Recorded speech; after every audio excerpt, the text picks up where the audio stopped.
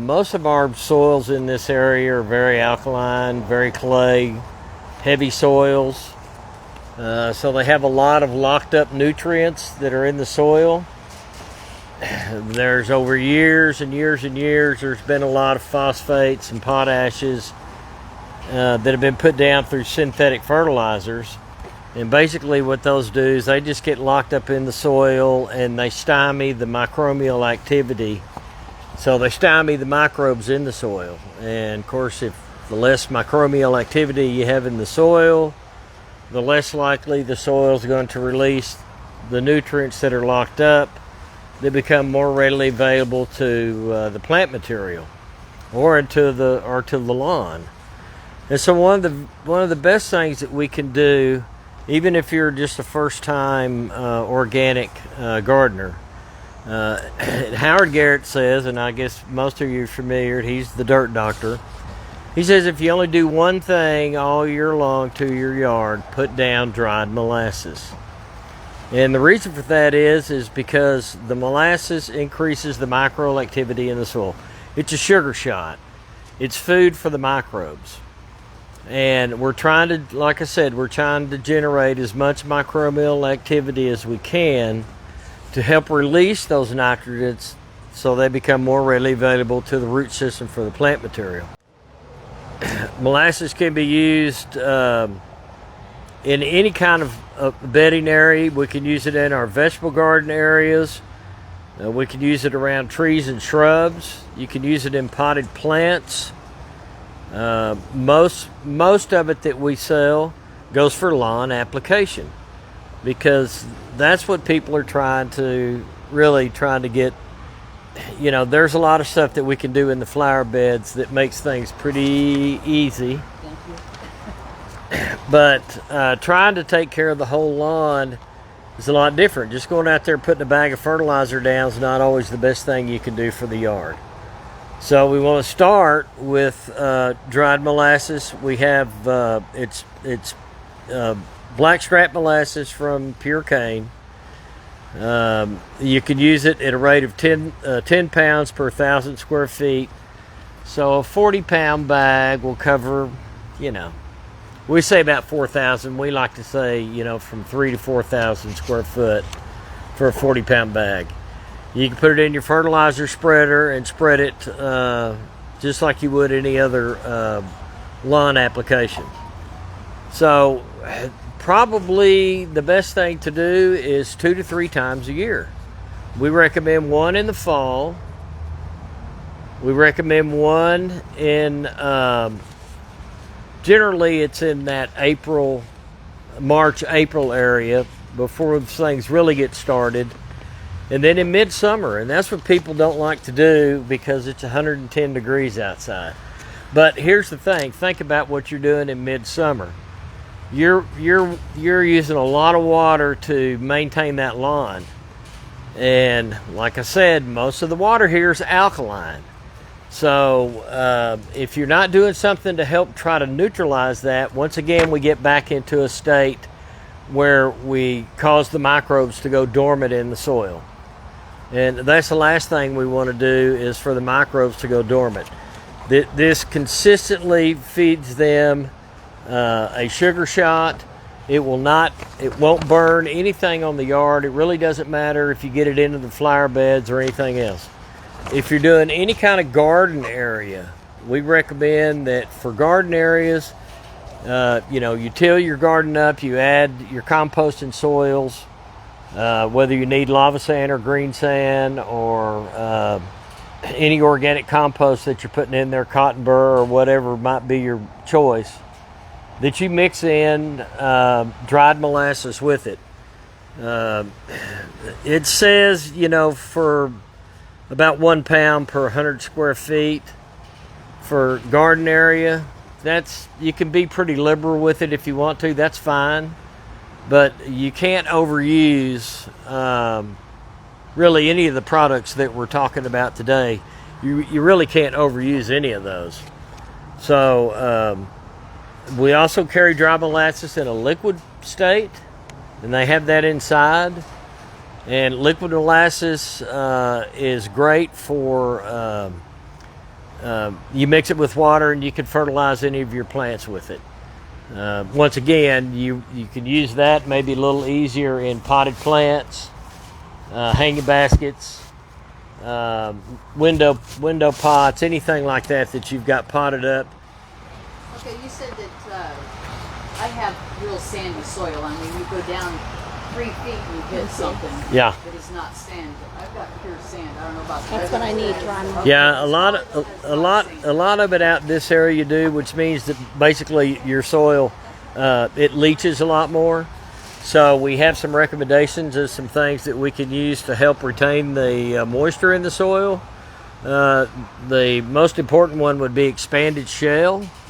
I don't know if you're. Expanded shell is good for any soil. Just think about that. Think about the water that's leached out through the sand. So how are you going to trap that water? So if you've ever looked at a piece of shell, it looks like a piece of pumice. Now in clay soils, you're trying to create space. You're correct about that. But you're also trying to retain moisture in it at the same time. So if you put expanded shell in either one of those situations, yeah, it works great as space for clay, but it's almost imperative for water retention in sandy soils. What about perlite or something like that? Is that recommended? Yeah, you know, you could use that, but it's just another inert ingredient, but it will eventually break down. The really one of the best things about the shell is that it doesn't raise or lower the pH on the soil at all. So it can sit inert for 20 years in your flower bed and still retain that moisture. But even at that, I'm still putting the dried molasses in as the first part of my organic program. One of the other benefits from molasses, and this may sound kind of funny, is that they're a deterrent for fire ants.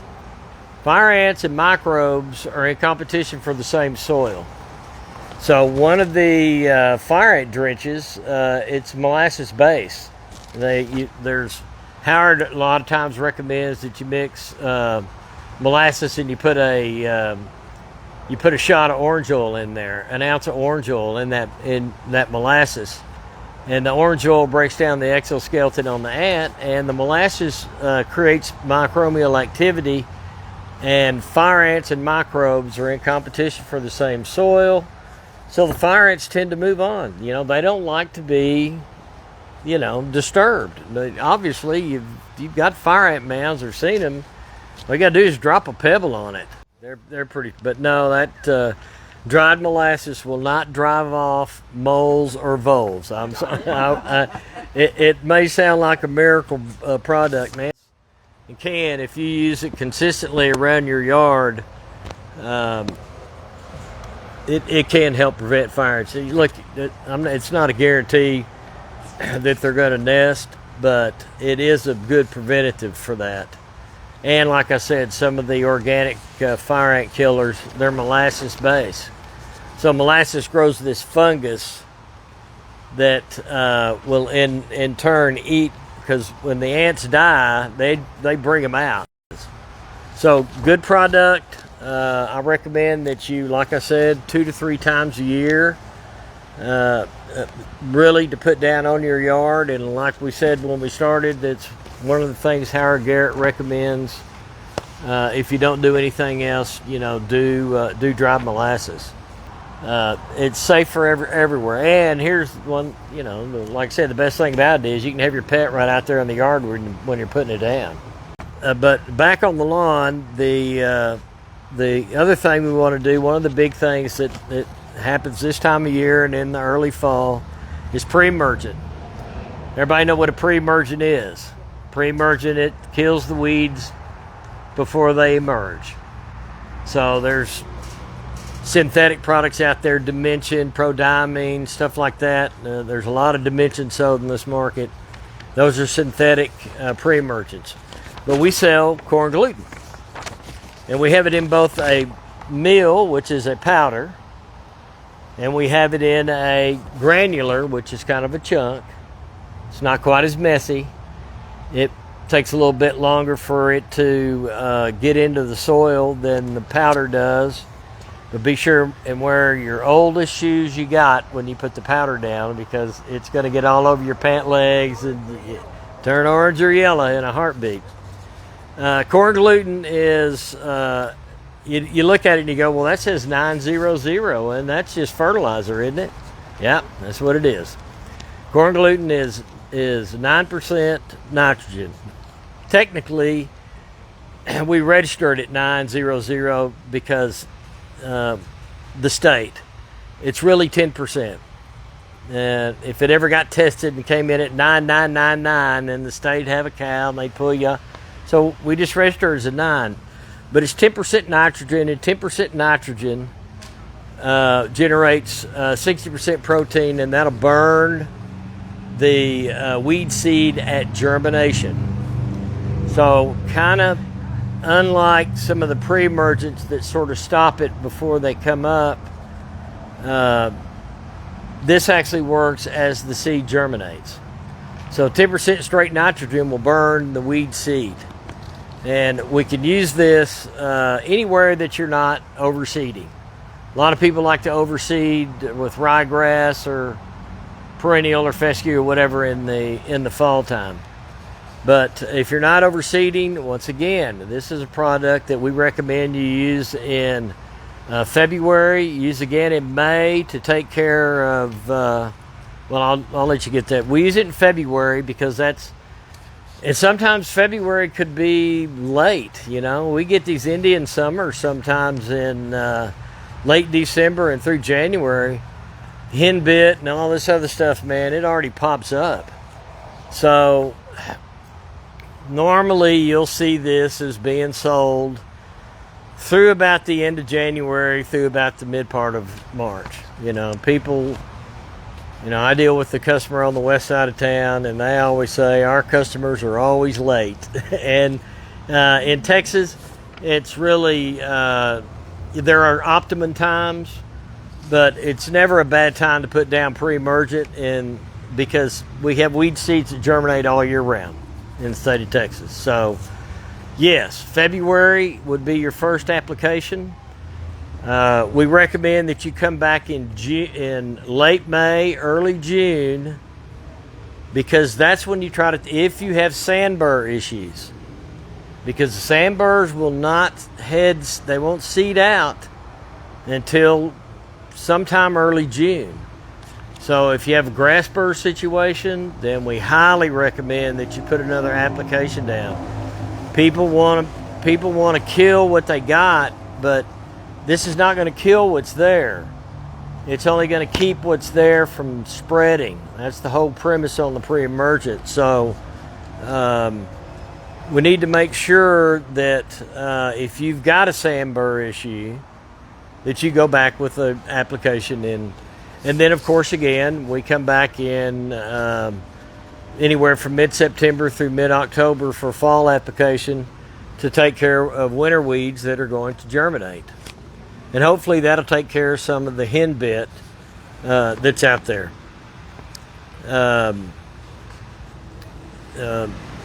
Like I said, we have it in a powder. These will cover about, probably about 2,500 to 3,000 square feet. And you could use it anywhere on the yard. It says up to 4,000. That's on cool season grasses. That's a graphic on the bag. That's cool season grasses. We're going to say about 2,500 to 3,000 square foot on Bermuda or St. Augustine. Once again, safe for anywhere in the yard. You don't have to worry about getting it in the garden or the flower beds or anything else. You probably kind of prefer to have that. Unless you're planting from seed or overseeding. So if you got a garden, obviously, that you're planting from seed instead of plant, you wouldn't want to put any in there because it'll keep that from coming up. But if you're planting for plant, and it works it's very effective. Once again, it's one of those deals where if it didn't work, we wouldn't sell quite as much of it as we do. Timing it has a lot to do with that, but I've given you kind of the windows of where you can go on time on that. Like you said, I've got people that buy it all summer long. Just as selling it as a 10% nitrogen fertilizer. But this lady here is absolutely right. Look, this is not an overnight solution. You're not going to put a bag of molasses down and a bag of pre-emergent and go, okay, I'm organic. it really doesn't. It really doesn't quite work that way. It's a working. Yes, sir. Water it in. Is the powder more effective than the granular? The powder gets to the soil quicker than the granular does. Absolutely. Which means that it doesn't have to really be broken down. But to be honest with you, I've got organic people that they swear by the powder more than they do the granular, just because this gets to the soil so much quicker. It is, but the granular is easier to keep at that 3,000 square foot level, and the powder is. I mean, it's a lifestyle of how you're taking care of your yard. Yeah, I don't care what you do in the house or how you take care of your own other business, but really, if you want to garden organically, it takes some effort. And it used to be you couldn't afford it. I mean, it used to be this stuff would be like mail order, and or it was so non-available that it was so expensive to buy that people would just buy the other product because, oh God, well, it's going to cost me, blah, blah, blah. And now these products are relatively run in the same price range as a regular synthetic fertilizer. 612 fertilizer. This is alfalfa pellet, which is outside of Norwegian seaweed. It's the highest concentrated nutrients that you can put into a fertilizer, be organic. And we lace it up with a lot of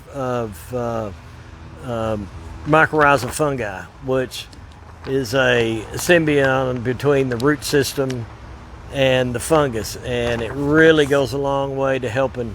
We call this our turf builder.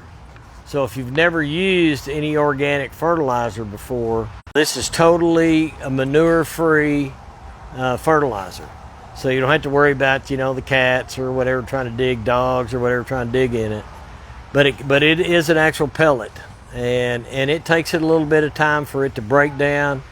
And then along with the molasses in the soil, you get like a double shot of help building your turf, which is, once again, whether you're in sandy soil or whether you're in clay soil, that's what we're trying to do. We're trying to improve the soil life, microbial activity, and put the right nutrients into the soil. It's slow release because it takes a little while for the pellet to break down. You could use it anywhere in the yard. It's safe for all yard applications, just like the other stuff, Bermuda, St. Augustine, whatever. You don't have to worry about getting it in the flower beds or, it really doesn't make any difference. It'll go anywhere. Will not burn, absolutely will not burn. So if you want to put that down once a month, you can put it down once a month, and it won't burn. We go back to the same thing on applications. We recommend that you do a spring application, which would be, April, after your pre-emergent, after your molasses, April, May. Too much water going down on the yard because everybody's watering like crazy. And you have these real warm temperatures, and you have St. Augustine. What happens to it? You get fungus. And I deter that from the root system on the plant material with this particular fertilizer. Both our fertilizers have mycorrhizal fungi in them. We're a big proponent of that because that helps take care of the root system. The last number on the 612 is potash, and potash is what you usually use for root system. There's lots of potash and phosphates that are locked up into the soil. I mean, look, if you got roses, you always got one or two that then they just seem to sort of gather to. Well, that plant's not as healthy as the other plants. It's like anything else in nature. You know, the strong survive and the weak fail. Well, and also too, there's just like with bacteria, there's millions and millions of different kinds of fungus and bacteria, and there's beneficial ones and not so beneficial ones. And the mycorrhizal is a beneficial one that, like you said, yes, is symbiotic with the roots of your That's plant. right. That's right. So, we're trying to build the turf. We're trying to, because a lot of the stuff that's sold on the market for fungus control strictly just takes care of the symptom. It doesn't fix the problem.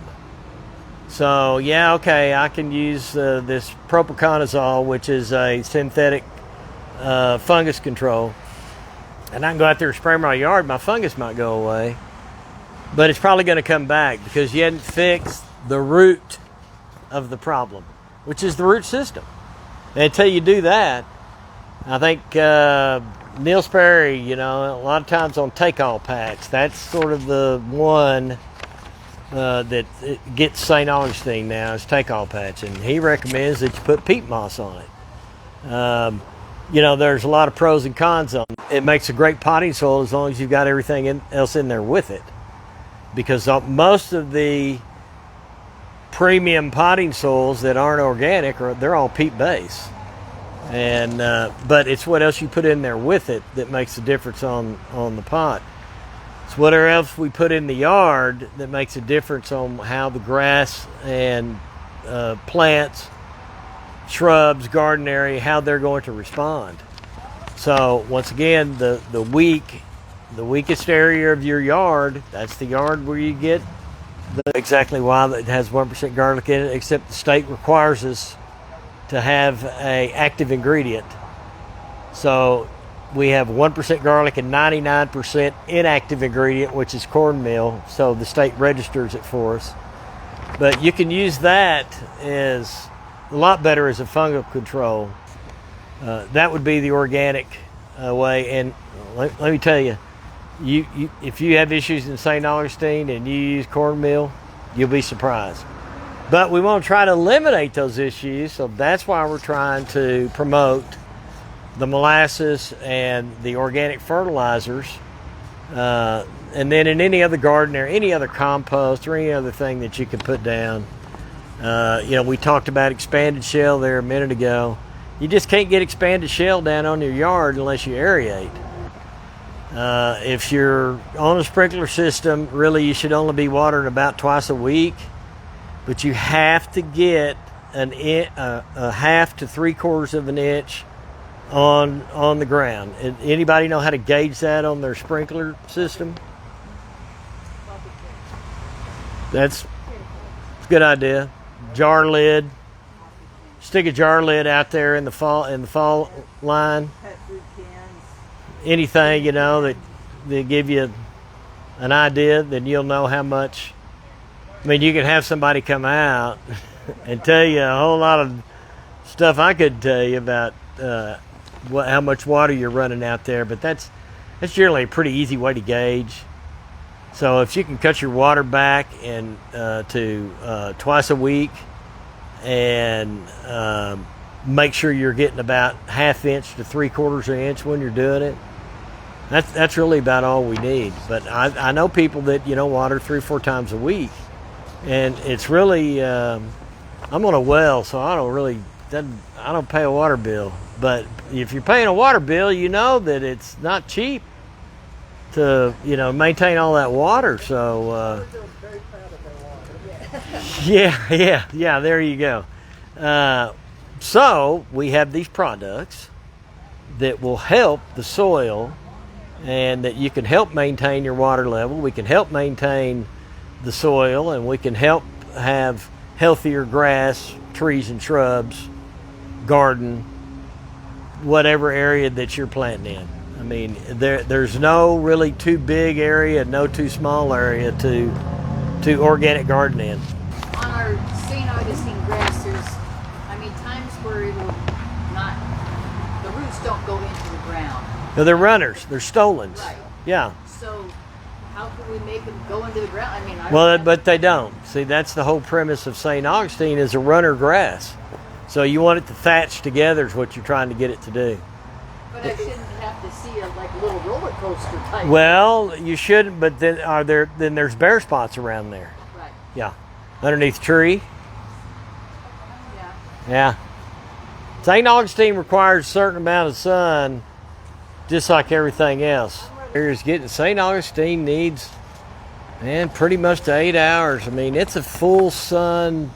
People think it's a shade tolerant grass, but it's not. So it really doesn't matter if it goes into the ground.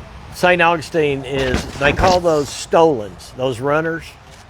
I used to always pick them when I was a kid and chew on them. Those are called stolons, and it's a running grass that eventually what you want it to do is to thatch together. Terrific fertilizer, will not burn, same thing as the others, has all the mycorrhizal fungi in there, safe to use around your pets and kids. Put it out there at the same time. Use it anywhere in the yard, garden, flower beds, doesn't make any difference. But it will work a lot faster than the 612. But it's not the turf builder that the 612 is. It's a quick release, quick feed to the root system of the plant of whatever grass that you got, whether it's Bermuda, St. Augustine, zoysia. But it works very quickly. It's a terrific fertilizer. Technically it's our #1 seller. Price point on it's really good. So it's the most competitive of the organic fertilizers that we have in our line. You know, we sell a lot of all of them, but we sell a lot of that one for sure about that. So this product you were saying you would use kind of when you already have the established. If you've been gardening, organic gardening for 10 or 15 years, and you got soil like you like it, it's great for the grass because during those time of years of stress, you get a real good. You see a lot of people will go out and just put a high nitrogen on their yard in the summertime just to give it a green up shot. Okay, so you described all your products for these products, and you mentioned fungus in the grass from too much moisture. What happens to our yard every single year? In the wintertime, of course, the St. Augustine is dormant, but I can already tell by the color that there are dead patches. Yeah. And that's from the fungus. And we water maybe once a month if it hasn't rained in the wintertime. So when the grass starts to green up and we see that those dead patches are there, we know that the fungus has attacked. So we use your cornmeal with garlic in that area and around that area, and it does beautifully. And we also add some nitrogen to it in the form of compost usually, and eventually it recovers. But my question is, what can we do using your products to prevent that? And I think it might be St. Augustine decline, because it's viral, because it comes back every single year in the same area. Yeah. Do you have recommendations on how we can prevent that from happening? You know, that's just goes back to the soil thing. I think that use the right fertilizer on it. Continue to use an organic compost on that. Really, we lost a lot of St. Augustine the last couple of years because of freeze.